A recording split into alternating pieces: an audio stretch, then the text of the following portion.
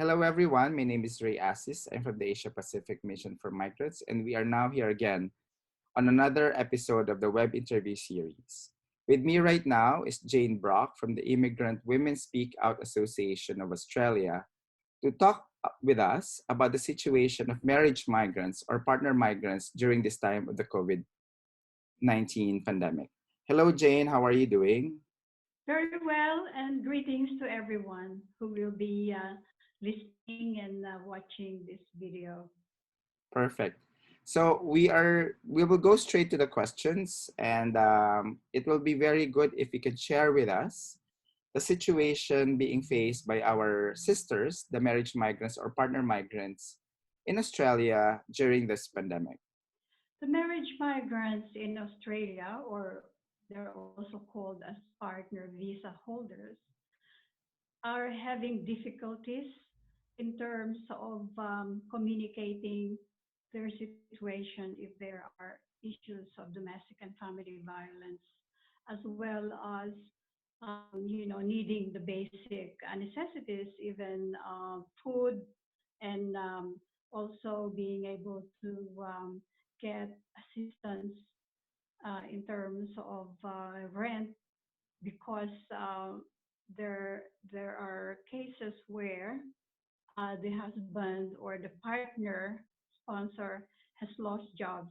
And if a marriage migrant has just arrived, let's say even just for 2 months or 3 months, then you would expect that that marriage migrant is not able to find a job right away.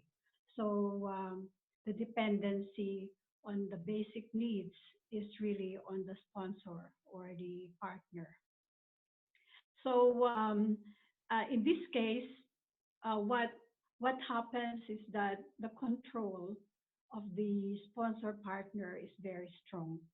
And in a time where the partner sponsor has lost a job, then there is so much pressure at home. And of course, the partner sponsor is very irritable. That's what has been shared to us, and that escalates into a form of abuse and domestic violence. And there are also reports that many of these marriage migrants are exposed to other forms of abuse apart from verbal abuse.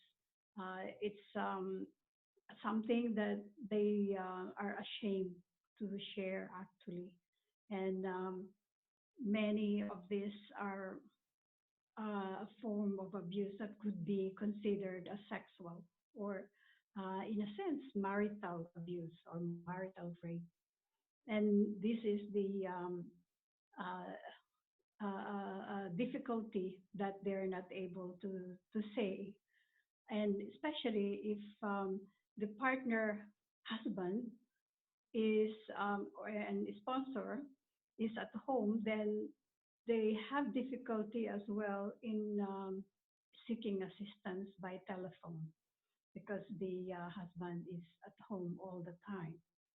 So they have to find a way to go out of the house and be able to, call uh, when they're out of the house. So the way to do that is, of course, they volunteer to be the ones doing the groceries. But even then, in such cases, of course, they have to navigate through the information that leads them to the direct assistance line. And for the newly arrived, it's very difficult to sort out in the on the internet which one they have to look for. But of course, we have been told by the Australian government that uh, upon arrival, or even when they receive the approval of their temporary residency partner visa, they in that letter of approval of their visa, there is a list of assistance that they can get, including at the time when they are in domestic and family violence. But of course, the husband usually is the one receiving the communication, even though it is directly addressed to them by email, um, because the husband is able to, access the email um, messages as well because they are the sponsor. So they have this information, and usually it is being kept away.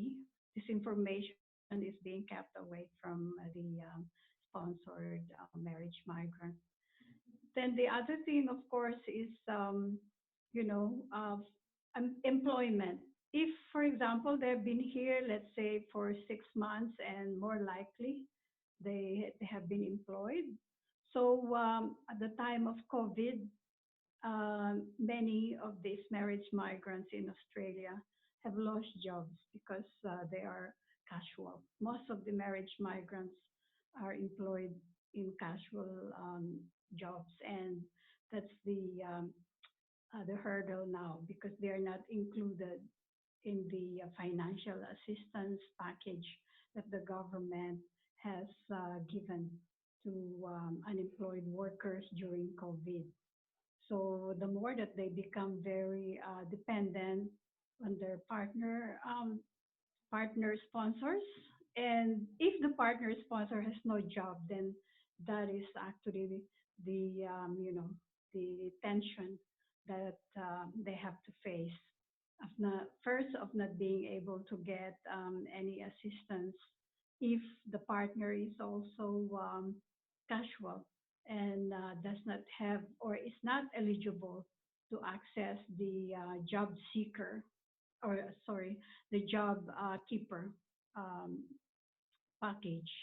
So all in all, we can see, and I have spoken with the marriage migrant members of the Immigrant Women Speakout. I can see that there are a lot of difficulties in accessing many of the services. And also, there is a situation where a marriage migrant who has lodged for application for permanent residency, and in the middle of that process, if the marriage migrant has already left the relationship because of domestic and family violence, and of course, the government, particularly the Department of Home Affairs, would have to give her a bridging visa because she left the relationship, so therefore she has to be in a bridging visa while applying for permanent residency under the family violence provisions. It means that she can continue her second stage of applying for permanent residency without the sponsorship of her husband. So in that case where she is in bridging visa, then that's the toughest part in terms of accessing services such as accommodation and also crisis payment, uh, just payment for food and for transport, as well as having to top up her prepaid mobile phone, and and of course getting assistance in terms of medical other medical needs that she has to to access. So in this COVID crisis, this is more um, difficult because of course they cannot get even cash on hand type of jobs because the services or the businesses are closed. So really, I would say that the difficulty of marriage migrant during COVID is triple compared to the to the other population or people in Australia. I'm assuming that majority, if not all, of the partner visa holders are women. Do you also have a male? Majority, yes. We have male as well, but I would say that yeah, 5%, two to five 5%. percent, yes, of Mhm. the marriage migrants are male. It seems to me that they can rely on the government of Australia. Um, but you were also saying that it's very difficult. Can you further explain on this difficulty that the marriage migrants face? There are certain services, of course, that they can access. For example, victim services. But the point of access is really um, very, very rigid. So they have to give evidence of first, of course, of how they, how come they have left the relationship or they are in the let's say the reason why they're accessing the victim services is for um, the reason that they have left the relationship and they're in domestic and family violence. So they have to get many evidence to be able to access this service, which is mainly a financial service. Is it And easy? Is it difficult on the part of the marriage migrants or yes, the, yes, to prove yes, that? it is difficult in a sense that they are in trauma and Mm-hmm. to yes, and to have a report that is actually a sort of a statement that is written by them or to be disclosed, an experience to be disclosed to, let's say, a medical practitioner, like a medical doctor or a psychologist. Um, that is, a big hurdle. It takes a while. Sometimes it takes some months for them to remember what happened, and also to to cross that bridge of going and seeking help and disclosing their stories or their experience to a medical doctor or a psychologist. That's very tough. And sometimes they just listen to what this medical doctor is saying, and nothing has been disclosed by you know by this marriage migrant. And so the other assistance or support agencies could actually help them to how do you call this? Unravel the layers of abuse that they have experienced. But what we can see is that many of these marriage migrants really are very hesitant to say the details of their experience because first it makes them more re-traumatized, and they tend to be experiencing anxiety attacks. That's what we have seen in our service. And then the other is they they seem to forget, and just say that I don't want to talk about it. Maybe next time when I see you again. So if they can't give a statement or their full story, then the one assessing their case won't be able to do a proper assessment report. And this assessment report is one of the evidence that the victim services would have to have so that they can be given financial support. And then the other, of course, is a court ruling or a court report that this person has lodged for a sort of yeah I we call it ABO, but I don't know how other countries call it. It's apprehended violence order. Yeah, it's a sort of a protective measure so that the perpetrator of violence will not go near or will not continue harming the victim.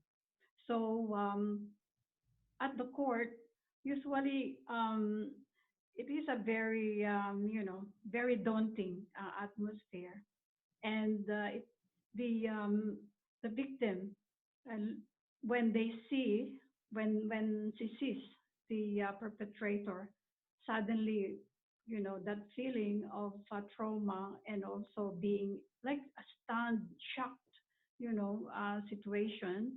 Suddenly, they can't speak and they can't, articulate their experience. So once again, it is, all of this evidence. It is so, it takes a while to get all of this evidence. And so, if someone has already left a relationship, has no money, then so what else could be done? That's the question. If the victim services won't be able to provide them with financial support just because they haven't given the required evidence. Yeah. But of course, there are other Mhm. services that they can also access, but these are one-off um, assistance from other charity organization, non-government, not-for-profit, and also some have food banks access. So these are also available for them, but the most difficult, of course, is the accommodation, because if they want to stop becoming, stop the cycle of being in a victimized or in a domestic and family violence situation, they really have to get out of the house or that relationship. But how to do that without um, an assurance that they have a safe place to go, such as, women's shelter or Mhm. other forms of accommodation. Correct, And as Jane. of now, there are not many places where they offer free accommodation. They still have to pay for many of these women's shelters. They ask for payment. I'd like to add also Mhm. that language, one of the key aspect of getting assistance. If one does not speak English very well, or even those who can speak English, understand English, they tend to lose that understanding of English when they are in trauma or Is there in an anxious interpretation? emotional. Is there Yes, interpretation available? there is a free interpreting service. But during the COVID, let me say this again. In Australia, there is a free interpreting service for those who are accessing services. Um, and that includes, of course, for marriage migrants who need to access services, whatever type of service. And during COVID, the interpreting service telephone line has been down for many days. For example, in the cases where we were trying to access the interpreting service line, it took 3 days before we were able to get a service, an interpreting service. And the reason is because there were many other migrants who were accessing at that time, especially those who became unemployed and they actually cannot, articulate what they need as information for them to access the job keeper, job seeker, financial assistance. So we were we were in this, bulk of people. The marriage migrants are in this, in this population needing suddenly, heaps of interpreting service. And that's the impact. It took a while before they were able to get, their stories be told so that they can get assistance. And that's actually ongoing until now. So Mhm. hopefully the government can put more funding for the interpreting service so that we don't need to wait for days Mhm. during a pandemic in Correct. order to get crisis um, service to assist those marriage migrants needing assistance. How is the Immigrant Women Speakout Association helping our sisters or our partner visa holders during this time of the pandemic? During the announcement, the government during the government announcement that there is a pandemic and then there will be lockdown. Um, right away, the federal government issued information on how these government services will operate, and also have given information on how the lockdown will be managed. And so we knew right away that those women needing information about COVID-19 will be very anxious really on how to get those information. So right away, what we have done is to look at our records of those who have received our services, and also uh, those who are still receiving services, active clients, as we call them, and sent um, SMS or text messages regarding the COVID. And also, we included information on what to do if there is domestic and family violence situation. So that's the first thing we did. Then, of course, the second thing, which I think is, the core um, message that we have given to them, is that we are open. Uh, we are part of the essential workers that have committed to open our service even during the time of the pandemic.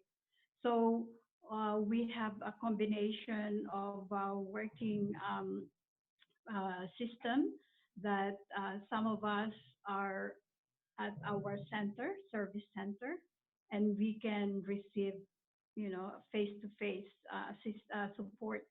We can provide face-to-face support for those who are needing assistance and need to see us face-to-face. And then we also do information provision and referral through telephone. So that's the core thing that we've done. But when the government has announced that there are other forms of assistance, for example, local governments uh, have said that uh, they can provide food packages for those who are in need of food. We sent that out as well to all of them. So we search for the different localities that has food packages.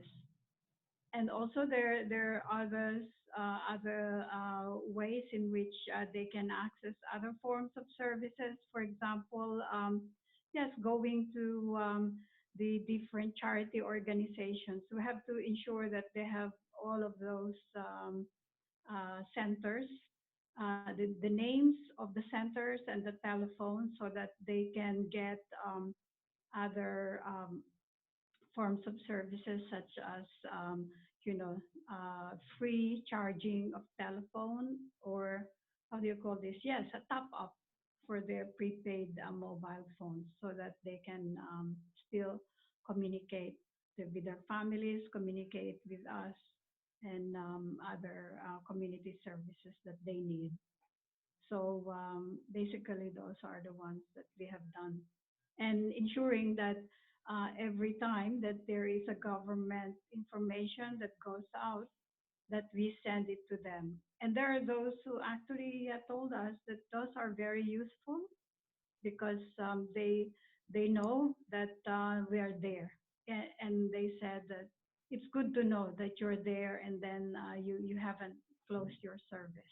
Could you say that there are more cases of domestic violence during this time with the pandemic as to before that? Yes, based, yes, there is increased cases of domestic and family violence. Despite of the fact that, there is a lockdown and there is, hesitancy of those victims to share their stories or to come out and seek help face to face, they're able to still do that through text messages and and deleting it right away. They found ways to do that, but because they cannot get out as much as they want, meaning, you know, for a reason that they cannot really justify to their partner, um, sponsor. They have, it took a while before they were able to get out. One example of that is, actually she's an older woman, um, who has been, sponsored by an older partner as well. And yeah, I would say that, yeah, she has suffered a lot before she was able to escape domestic and family violence. Thank you, We don't, Jane. Yeah. yeah, we don't have yet the numbers, but definitely there is an increase of domestic and family violence reporting among marriage migrants. Yeah, and one of that case is that, an actually older woman who is a marriage migrant. And in fact, there is a case in Western Sydney of a marriage migrant who was Mm. stabbed to death by her partner last the 20th of May. Oh, just recently. Yeah, just recently. Wow. So yeah, but we have a network of advocacy people. We have a network, sort of an advocacy network. We have an advocacy network for temporary visa holders, and we continue to um, to advocate and to lobby the government, the Australian government, to provide assistance for those who are on temporary visas, whether they are marriage migrants, student visas, or temporary work visa holders. So thank you very much, Jane. We hope that you are staying safe there and remaining strong because a lot of our sisters there need the help of IWSA during this time of crisis. Thank you, Ray. And I hope that we will have successful campaign for marriage migrants all over the world.